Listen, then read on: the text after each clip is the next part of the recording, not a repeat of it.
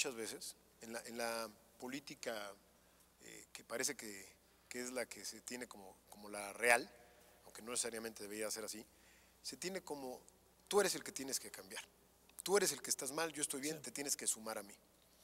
Creo yo que en la riqueza de la convivencia humana, cuando se pensó en la política, se pensó en llegar a un punto medio, en un diálogo, en el aprender uno del otro, cómo podemos solucionar una circunstancia que nos atañe a los dos, que nos afecta o nos puede beneficiar a los dos. Creo yo que esta iniciativa puede caminar.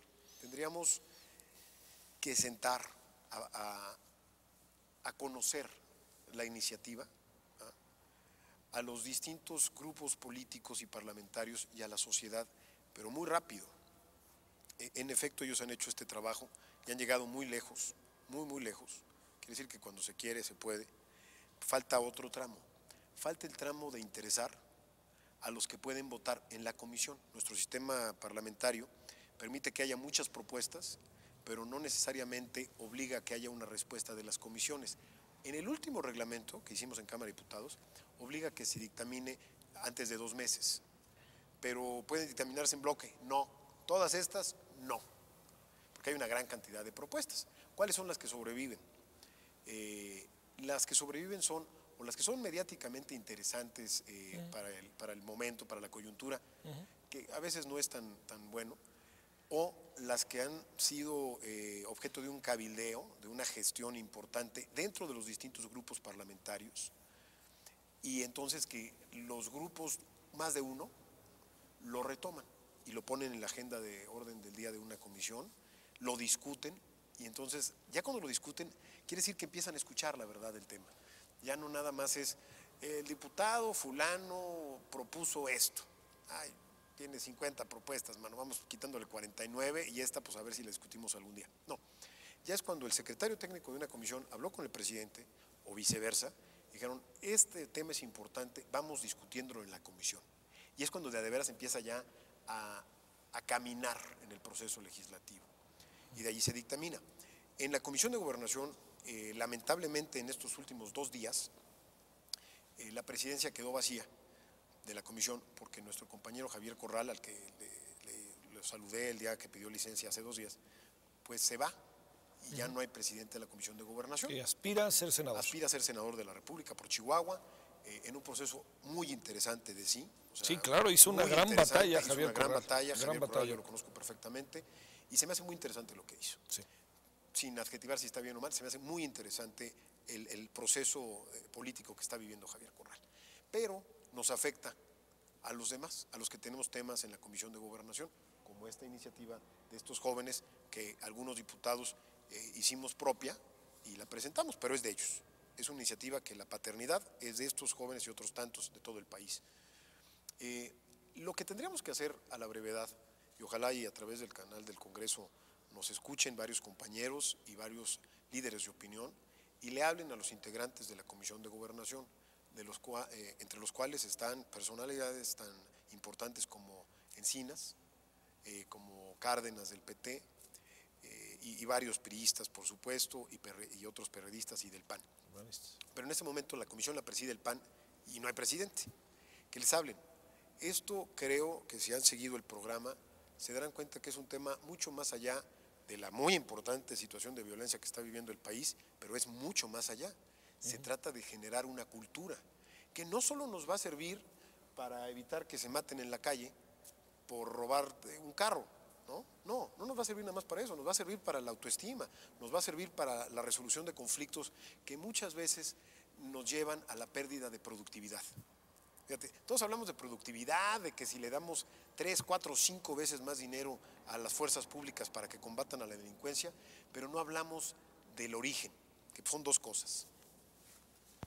Educación, creo yo, y por supuesto empleo. Pero la educación te va a dar una muy buena orientación para el tipo de empleo, porque a lo mejor puedes explotar mejor tus capacidades personales, puedes explicarlas, y el de enfrente, a la hora de estar bien educado, como decían, como decía Manuel o Irán o Luis, al estar bien educado va a poder comprender mejor de qué se trata lo que tú le estás diciendo. A ver, ahora que toca este tema, Jorge, que me parece muy importante, ¿qué motivo puede haber para alguien que se meta a la universidad? ¿Qué es lo que motiva a un joven a meterse a estudiar esto que es la paz, la no violencia? ¿Qué lo motiva? Te doy primero un marco. Muy bien. Pensamos que iban a llegar solo maestros que trabajaban con sus alumnos estos problemas, pero nos hemos dado cuenta que llegan arquitectos, llegan artistas de televisión, llegan personas de todo tipo, contadores, padres de familia que no están trabajando actualmente, claro, están jubilados, pero necesitan esto. Y lo principal es porque están conflictuados. Viven en conflicto y no saben cómo resolver sus conflictos. Y en cuanto ven la palabra paz, no importa si es maestría, diplomado, curso, taller, como sea, ven la palabra paz y dicen, yo necesito paz. Y además, tengo que resolver conflictos de otras personas para yo estar en paz. Porque, no sé, se están peleando mis hijos y destruyendo entre ellos y necesito acercarme a entrenarme para ayudarles a solucionar sus conflictos. Así es que la generalidad llega por eso. Y por otro lado, muchos maestros que están trabajando educación cívica y ética, etcétera, que necesitan tomar un marco diferente de valores, ya no los valores religiosos, ya no los valores familiares, sino los valores éticos para la paz, la cultura del diálogo, para ir trabajando cómo tener más empatía por las demás personas, cómo ser más compasivo, etcétera. Entonces llegan a entrenarse a la maestría. La maestría es lo que les deja. Pero aparte, la maestría no solamente trabaja con sus alumnos, desarrolla proyectos en la comunidad. Y cuando nos dimos cuenta, por ejemplo, cómo estaba esta escalada de violencia en el estado de Chihuahua, comenzamos a jalar gente de Chihuahua para formarla aquí en el Estado de México, incluso pagándoles pasajes en muchas ocasiones para mantener ese trabajo. Y entonces ellos a su vez tenían que reportar proyectos desarrollados allá en sus comunidades. Así es que comenzamos a trabajar con indígenas, con problemas indígenas en el estado de Chihuahua, con problemas de bullying en el estado de Chihuahua, con cultura de la denuncia, etcétera, ¿no?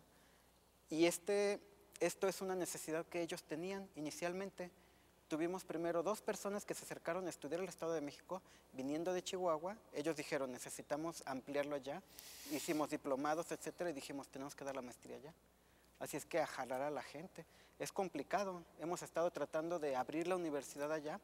Es algo complejo abrirla. Hay intereses también, ¿verdad? Sí, claro, es una situación, no nos hagamos, Chihuahua vive una situación complicada, ¿no?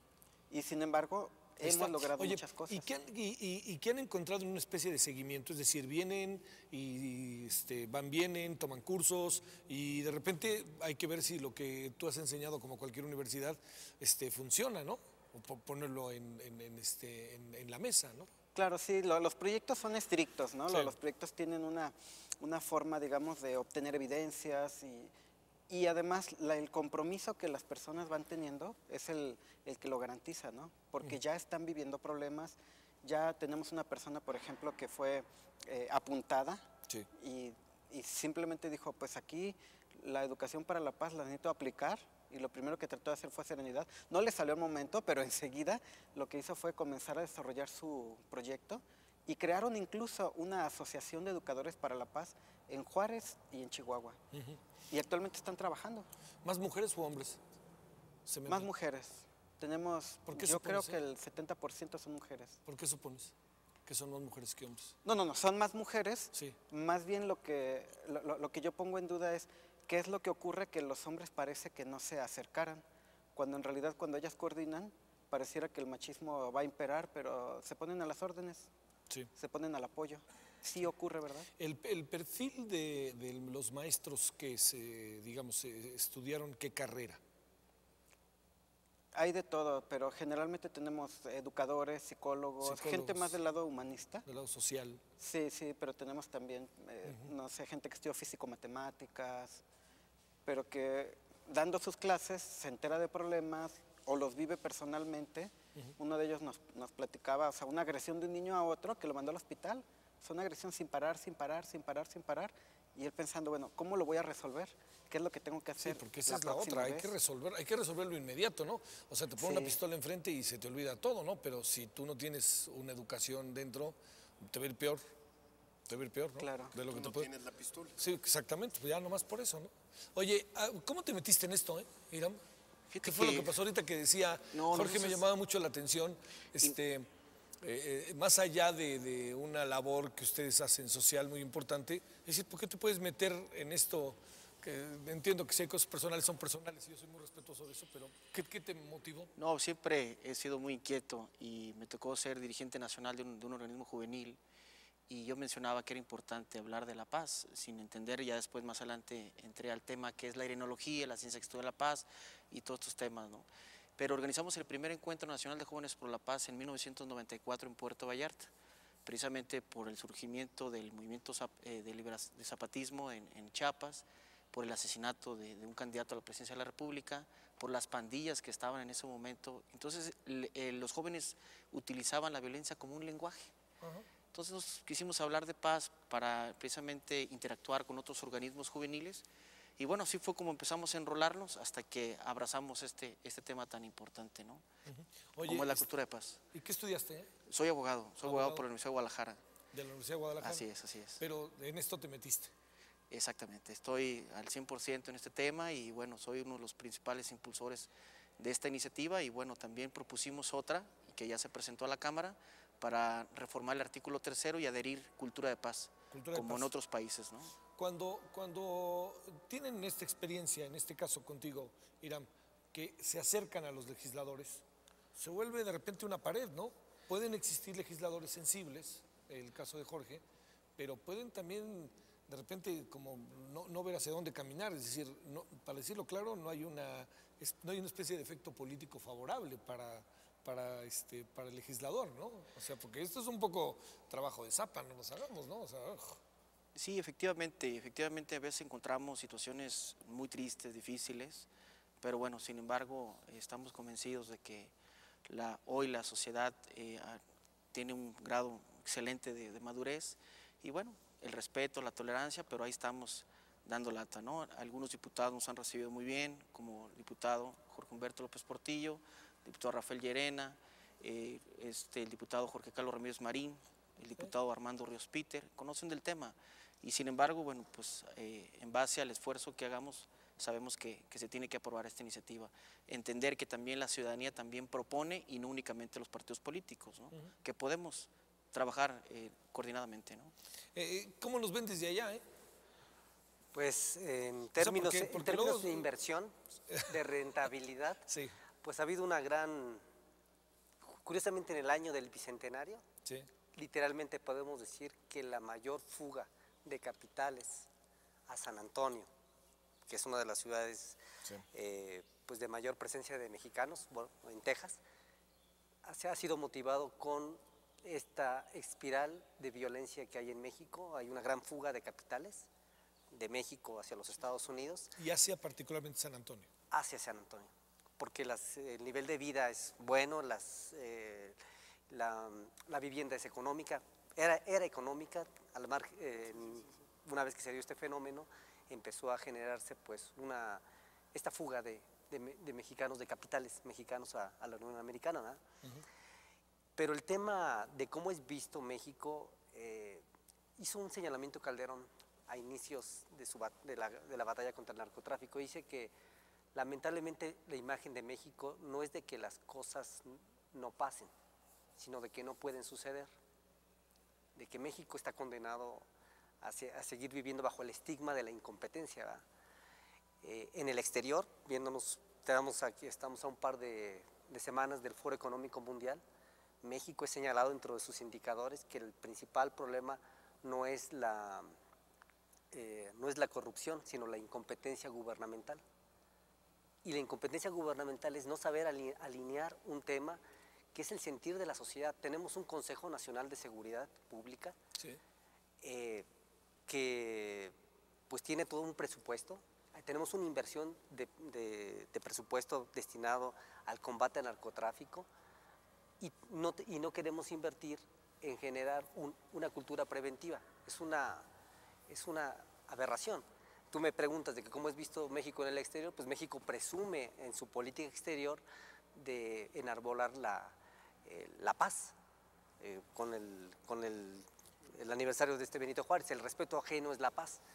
Y es una contradicción que en el exterior brillemos con el áurea de que somos el país de los primeros que nos sumamos por la lucha antinuclear, y en nuestra legislación no le demos certidumbre jurídica a la cultura de paz. Por eso es que estamos aquí, porque queremos impulsar que la paz no sea un tema de voluntad política, sino sea un tema de políticas públicas transversales, interinstitucionales, Sí. que agrupen y agolpen a especialistas para cambiar el rostro, la fisonomía que México tiene de sí mismo y también del exterior. De hecho, sacó un estudio muy interesante en la revista Nexos, que dice que el mexicano hoy día, para el mexicano su patria es su familia, porque ya no cree en otra En institución esa más que... otra cosa, sí. No cree en lo social. Sí, sí, sí. sin Y duda. dicen, el otro no existe.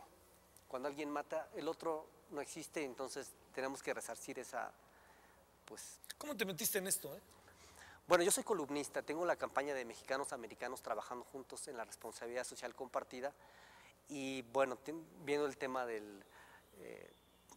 lo que le sucedió a los migrantes en San Fernando, dices, es que no es un tema estrictamente de partidos, no es un tema estricta, es un tema social, es un tema de la sociedad civil. Dicen que el desarrollo es el ascenso de un pueblo a un nivel superior de su acción histórica. Entonces hoy día la sociedad civil se tiene que